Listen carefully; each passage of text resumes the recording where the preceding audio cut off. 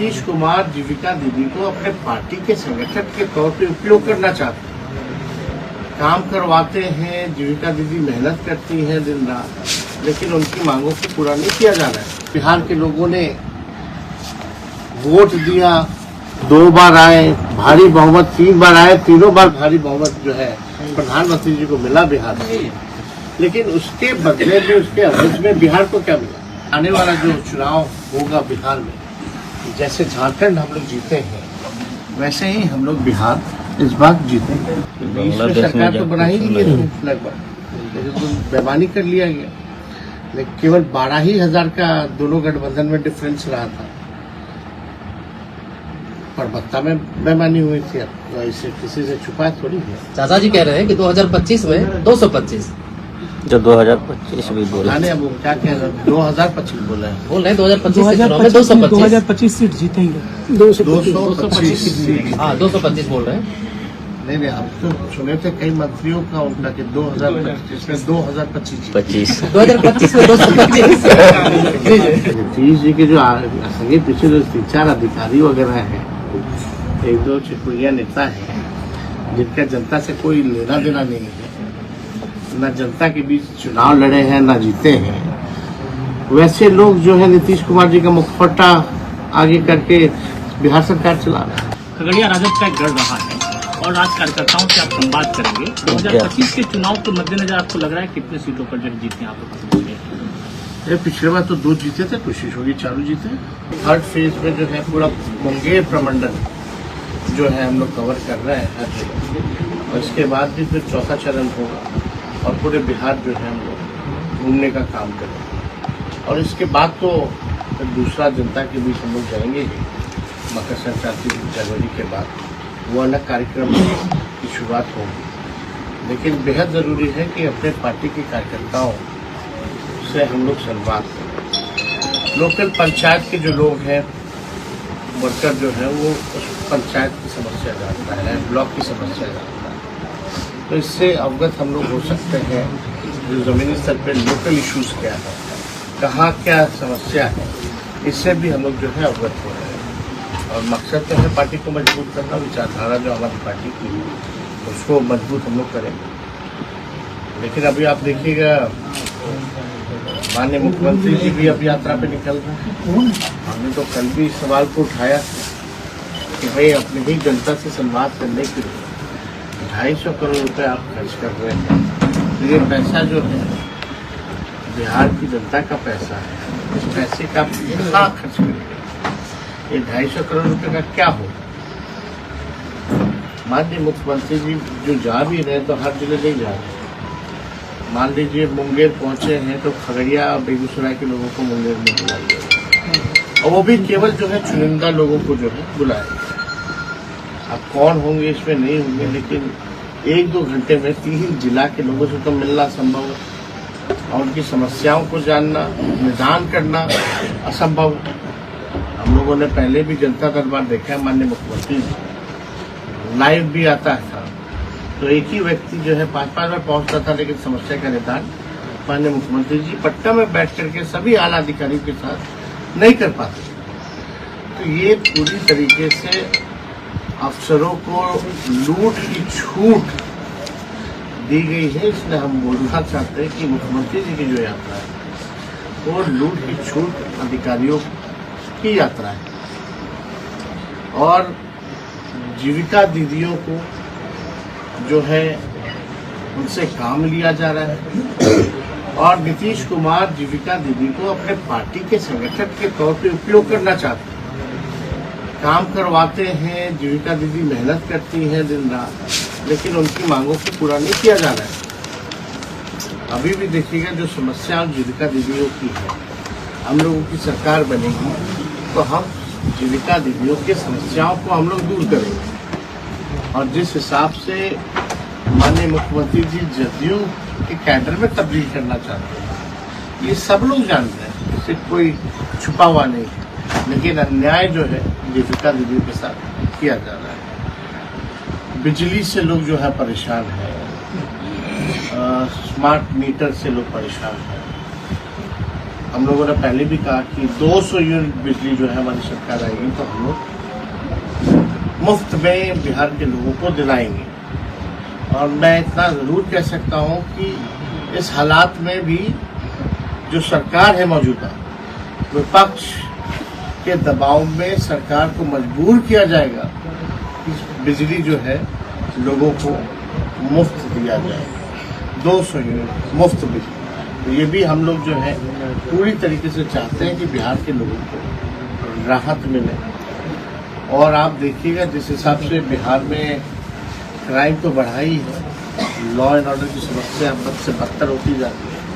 हम तो बाकायदा जो है बुलेटिन निकालते हैं, प्रेस को भी देखते हैं, इतना अपराध बढ़ गया है बिहार में, कोने कोने तक अपराध बढ़ा। ब्लॉक में, थाने में भ्रष्टाचार है, बिना घूस के कोई काम जो है नहीं हो पा रहा।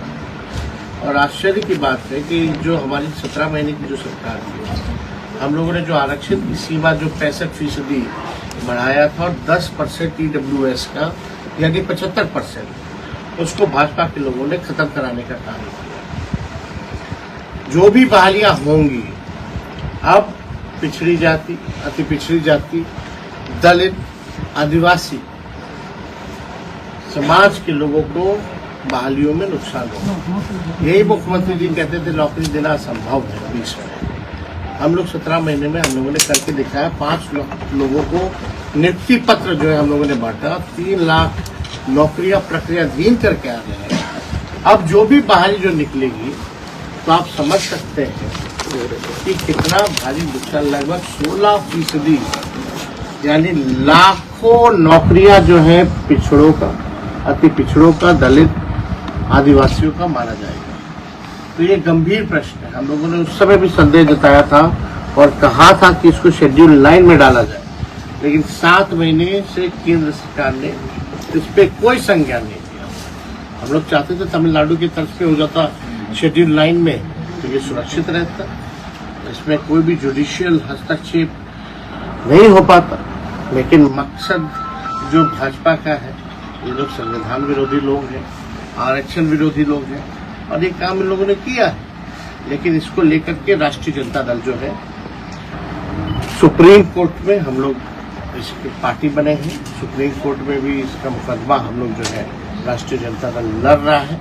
और हम लोग सदन हो या कोर्ट हो या सड़क हो, इस लड़ाई को हम लोग लड़ेंगे और जीतेंगे, ये विश्वास के साथ लोगों को हम कहना चाहते हैं। खगड़िया जैसे इलाकों में आप जानते हैं भारी संख्या में पलायन है, गरीबी है, महंगाई से लोग जो है परेशान हैं। लेकिन सरकार के लोग, चाहे केंद्र सरकार हो या बिहार सरकार हो, कोई भी गरीबी, बेरोजगारी के बारे में बात नहीं करता, महंगाई के बारे में चर्चा नहीं की जाती है, पलायन के बारे में चर्चा नहीं की जाती है। इस बात का ये डबल इंजन की सरकार है। आप देखिएगा बाढ़ भी आता है तो कौन सा पैकेज दिया केंद्र सरकार ने बिहार को। लगातार बिहार के लोगों ने वोट दिया, 2 बार आए, भारी बहुमत 3 बार आए, तीनों बार भारी बहुमत जो है प्रधानमंत्री जी को मिला बिहार से। लेकिन उसके बदले में, उसके अवध में बिहार को क्या मिला? बिहार के विशेष राज्य के दर्जे को लेकर के माननीय मुख्यमंत्री जी बोलते हैं, हम लोगों की तो शुरू से ही मांग रही है। लेकिन अब करेगा कौन? बिहार को विशेष राज्य का दर्जा कौन देगा? जिसके 30 सांसद हैं, कई केंद्र मंत्री हैं, जदयू के बदौलत वहाँ भाजपा जो है सरकार में है, भारत सरकार में। जदयू जो है अब खुद सरकार है, भारत सरकार का अंग है। कौन देगा बिहार को विशेष राज्य? अगर इस हालात में भी नीतीश कुमार चुप्पी साधे हुए हैं तो ये बिहार के साथ धोखा है, सौतेला व्यवहार है और पूरी तरीके से जो असली चेहरा जो एनडीए का जो है वो सबके समक्ष आ गया है। अब इस हालात में नहीं ले पाओगे विशेष राज्य का दर्जा, जहाँ केंद्र सरकार आप पे निर्भर है, तो आप कब लीजिएगा? आप तो कहते थे, आप तो यात्रा करते थे, दिल्ली जाते थे, तो क्यों नहीं आप बात कर रहे जब आप सरकार में हैं और आपके बदौलत सरकार चल रही है? तो इस गंभीर इश्यूज को लेकर के हम लोग तो जनता के बीच जाएंगे। अब अपनी बातों को भी रखें और जो 17 महीने में जो महागठबंधन की सरकार ने हम लोगों ने जो काम करके दिखाया उसको भी हम लोग बताएंगे।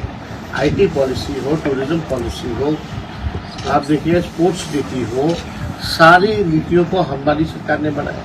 5 लाख नौकरियां हम लोगों की सरकार में मिली। तालमेल मरकज हो, विकास मित्र हो, टोला सेवक हो, ममता आशा, इनके मानदेय को दुगुना हम लोगों ने किया। 50,000 करोड़ का निवेश MOU बिहार में तब साइन हुआ जब हमारे मंत्री थे इंडस्ट्री मिनिस्टर, हम लोगों की सरकार थी। कई बहालियां जो है हम लोग प्रक्रियाधीन कर करके आए। जाति आधारित गंदा हम लोगों की सरकार ने कराया। आरक्षण की सीमा हमारी सरकार ने हम लोगों ने कराया। तो जो 17 महीने की जो उपलब्धि है इसको भी हम लोग जो है सरकार जनता के समक्ष जो है रखेंगे। और आने वाला जो चुनाव होगा बिहार में, जैसे झारखंड हम लोग जीते हैं वैसे ही हम लोग बिहार इस बार जीतेंगे। जमीन कोई सवाल भूमि सर्वे जो है परेशानियों का सबब बन रहा है और जो टोपोलैंड का मसला है कैसे देखते हैं? परेशान तो है लोग। हमने तो कई बार बोला है कि लोग परेशान हैं और इसको जो है परेशानी को देखते हुए जो है थोड़ा रिलैक्स करना चाहिए। जो भी इनकी नीति है उसको थोड़ा लोगों का जो फीडबैक आ रहा है उस हिसाब से सुधार करना चाहिए। लेकिन अभी भी आप देखिएगा लोग बहुत परेशान हैं जमीन सर्वे को लेकर के। इसमें हमने पहले भी हम लोगों ने पक्ष रखा है। उपचुनाव में जो रिजल्ट आया वो अरे हर बार आप लोगों जो को क्या उपचुनाव में होता है क्या वो वजह मानते चुनाव में हैं? होता है। क्या मानते हैं, कहाँ सुधार कई किया बार जा का सकता है? उपचुनाव का रिजल्ट आप देख लीजिए। कई बार हम लोग जीते उपचुनाव, लेकिन विधानसभा नहीं जीत पाए। सर बांग्लादेश में हिंदुओं पर हमला हुआ है। सवाल का बोझ पहले बार तो हम लोग तो बीच में सरकार तो बना ही लिए थे लगभग, लेकिन तो बेमानी कर लिया गया। लेकिन केवल 12,000 का दोनों गठबंधन में डिफरेंस रहा था। परबत्ता में बेमानी हुई थी। अब तो ऐसे किसी से छुपाया थोड़ी है। चाचा जी ऐसे कई अगले दिन अखबार में आप ही लोगों ने छापा था कौन जीता है परबत्ता से। सर बांग्लादेश में हिंदुओं पर हमला हो रहा है, क्या कहें? बांग्लादेश में हिंदुओं पर हमला हो रहा है। लगातार हमला बांग्लादेश इसकी कोई जानकारी नहीं है। आपके पास कोई ऑथेंटिक एविडेंस है तो उस पर बात की जा सकती है। लेकिन अगर कहीं भी किसी की भी कोई ये हत्या हो या नरसंहार हो तो ये अच्छी बात तो है। मीडिया रिपोर्ट जो आ रहा है उससे तो लग रहा है कि हिंदुओं पर मीडिया हमला हो किसका रहा है? मीडिया है किसका? कोई व्यक्ति का नाम बताइए ना। आपके पास मीडिया रिपोर्ट में आया होगा ना फलना व्यक्ति का, आप बताइए भाई साहब। तो सब आए दिन नहीं, नाम बताओ ना। व्हाट्सएप पे आया। आप लोग व्हाट्सएप चैनल पर रहते हैं क्या? नहीं सर, सिंपल चल रही है। व्हाट्सएप चैनल पर नहीं रहना चाहिए। बिहार में आप बिहार के हैं, बिहार की चिंता कीजिए। आप एक मजबूत विपक्ष है इसलिए सब पूछा जा रहा है आपसे। तभी तो हम पूछ रहे, कोई एविडेंस हो, कोई कॉन्क्रीट बात हो तब ना उस पर जवाब दिया जाए। हवा अफवाह में जवाब नहीं दिया जाता, इससे और तनाव फैलता है। आप जिम्मेदार पत्रकार हैं। ऐसे ही हवा उड़ा दिया गया था तमिलनाडु में बिहारी मजदूर मारे जा रहे हैं, क्या हकीकत निकला भाई? जिम्मेदारी है हमारे कंधे पे, संवैधानिक पद पे है हम। हल्की बातें हम नहीं करना चाहते हैं। जो आजकल का ट्रेंड चला हुआ है, कहीं भी किसी के साथ हिंदू हो मुस्लिम हो अगर हत्या हो रही है तो इंसाफ लोगों को मिलना चाहिए जो पीड़ित है। तो इस तरह का माहौल नहीं बनाना। सर इस बात में सर 225 की तैयारी चल सर इस बात मीटर को जबरदस्ती घर में लगा देता है। देश में हिंदुओं की हत्या हो रही है कि नहीं हो रही? 2025 की विधानसभा अरे बोलने दीजिए। हत्या हो रही है। चाचा जी कह रहे हैं 2025 में 225। भतीजा का क्या जवाब है? क्या चाचा जी कह रहे हैं कि 2025 में 225। जो 2025 भी बोला। जाने अब वो क्या कह रहे हैं? 2025 बोल रहे हैं। बोल रहे हैं 2025 के चुनाव में 2025 में 225। 2025 सीट जीतेंगे। 225 हाँ 225 बोल रहे हैं। नहीं हम तो सुने थे कई मंत्रियों का उनका कि 2025 में 2025 25 2025 में 225। और कई मंत्री भी उनके बोले हैं। अशोक हमारे पास एविडेंस, हम झूठी बात नहीं बोलते। क्या कहना चाहिए? अब बीच में क्या कहिएगा? जो आपका राय है वो मेरा राय है। 2025 सीटों हो तो जाए पहले। तेजस्वी जी, बहुत होगा कल्याण। तेजस्वी जी, नीतीश जी के 5 ऐसी नीतियां जो अगर आप मुख्यमंत्री बनते हैं तो उन नीतियों को आप बदलेंगे। देखिए, ये तो आने वाला समय बताएगा कि हम लोग क्या क्या करेंगे, समय पे बताएंगे। बिहार में तो अफसरशाही सबसे बड़ा प्रॉब्लम है, चरम पर है। नीतीश कुमार जी बिहार थोड़ी चला रहे हैं। नीतीश जी के जो संगे पीछे जो 3-4 अधिकारी वगैरह हैं, 1-2 चिटपुड़िया नेता हैं, जिनका जनता से कोई लेना देना नहीं है, न जनता के बीच चुनाव लड़े हैं न जीते हैं, वैसे लोग जो है नीतीश कुमार जी का मुखपट्टा आगे करके बिहार सरकार चला रहे हैं। सर सुल्तानगंज पुल कब तक चालू हो गया? जिस हिसाब से अफसरशाही पूरे बिहार में जिस हिसाब से लागू है, लोकतंत्र में मालिक जनता होती है, जनता अपने प्रतिनिधि को चुनती है। चेक एंड बैलेंस रहे ताकि गवर्नमेंट, इसलिए ये प्रावधान दिया गया है। आज किसी मंत्री को पूछ लो, अभी ना कुछ दिन पहले मंत्री नाराज होकर के अपने गांव चले गए थे, बोलते फैलवे नहीं आ रहा। अब जो भी लोग हैं तो इस पर क्या टिप्पणी? खगड़िया राजद का गढ़ रहा है और आज कार्यकर्ताओं से संवाद करेंगे और आगामी 2025 के चुनाव में कितना सीट पर जो है आपको लग रहा है? खगड़िया राजद का गढ़ रहा है और आज कार्यकर्ताओं से आप संवाद करेंगे। 2025 के चुनाव के मद्देनजर आपको लग रहा है कितने सीटों पर जो जीतने आपको पसंद है? पिछले बार तो 2 जीते थे, कोशिश होगी 4 जीते। कार्यकर्ताओं के साथ आज रणनीति बनाएंगे, रणनीति बनाएंगे, हौसला बुलंद करेंगे, उनकी बात को सुनेंगे, कुछ हम अपने गलती को सुधारेंगे, सब बातें होंगी। अकाली दल के बिहार में एक सवाल सर, बिहार में माइग्रेशन और इंडस्ट्रियल डेवलपमेंट के लिए क्या ब्लूप्रिंट तैयार है आपको? बिहार में माइग्रेशन और इंडस्ट्रियल डेवलपमेंट के लिए क्या ब्लूप्रिंट तैयार है? आपको इंडस्ट्री लाना होगा, आपको एफर्ट लाना पड़ेगा, बड़े लोग जो है उसको बिहार में स्थापित करना पड़ेगा। बिहार का जो ये इलाका है एग्रो बेस्ड इलाका है, एग्रो बेस्ड इंडस्ट्री जो है यहाँ अच्छी से रह सकती है। क्लस्टर वाइज जोन में जो है इंडस्ट्री को आपको बैठाना पड़ेगा, वेल प्लानिंग करनी पड़ेगी। जब तक आप इंफ्रास्ट्रक्चर क्लस्टर वाइज जोन एक प्रॉपर मास्टर प्लान बना करके इम्प्लीमेंट नहीं कीजिएगा और जब तक आप एफर्ट नहीं डालिएगा कि बाहर की इंडस्ट्रीज आए, जैसे हम लोग कोशिश की 50,000 का MOU हमारी सरकार ने 17 महीने में किया। निवेश आएगा तो जाहिर सी तौर पे पलायन रुकेगा, रोजगार लोगों को यही उपलब्ध होगा।